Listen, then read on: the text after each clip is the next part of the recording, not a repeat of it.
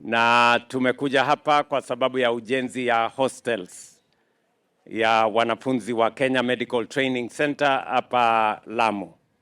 Nyinyi mnajua ya kwamba tuko na mpango mkubwa sana ya affordable ama ya universal health coverage. Si mnajua hivyo?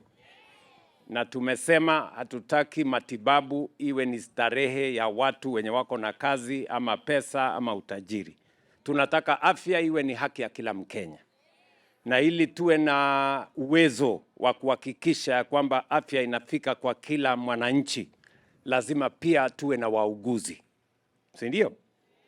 Tuwe na nurses, tuwe na clinical officers, tuwe na pharmacists, tuwe na radiographers na wale wote ambao wanatusaidia kuendesha mambo ya matibabu.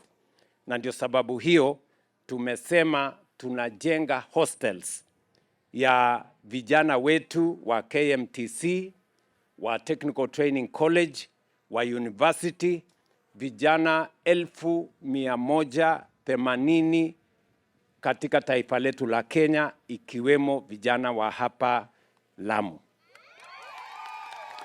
Nanielewa? So we are starting these hostels here. We are going to be building hostels at Mukowe, Tibet. We are going to be building other hostels in the other Tibet in Lamu East. And we are going to make sure that all you guys have a place to learn, mahali penye heshima, mahali penye usafi.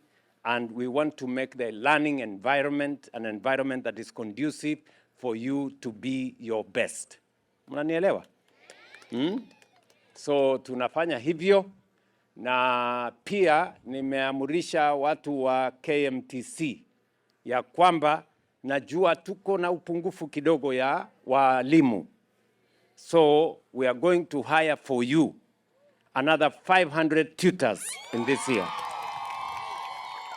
I have already instructed the ministry to provide the necessary budget and also to include all you guys in matters of higher education loans board, so that even you can benefit. Tunaelewana jameni? Na nyinyi mtafanya bidii, sivyo? You will make us proud. Kabisa.